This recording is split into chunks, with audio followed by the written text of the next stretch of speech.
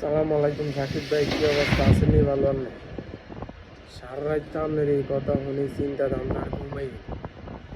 কামটা করছেন কি? আপনার ঘর বিরিয়ানি থুই কাচ্চি থুই আপনি গেছেন পান্তা ভাত খাইতে।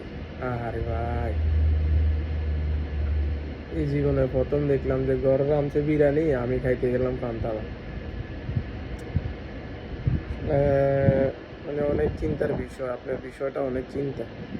হঠাৎ করে শুনে তো মনে করেন যে সারা রাত ঘুম হয় না। শিশির আপা তো মনে করেন যে নায়িকা ঘর অফিসরা, আর আপনি তো কই গেলেন? এটা বঙ্গোপসাগরে গেলেন, হইল নি কাম? তো ওইখান থেকে এবারে ডুবে উঠতে পারবেন? ডুবের লগে তো মেরে যাবে।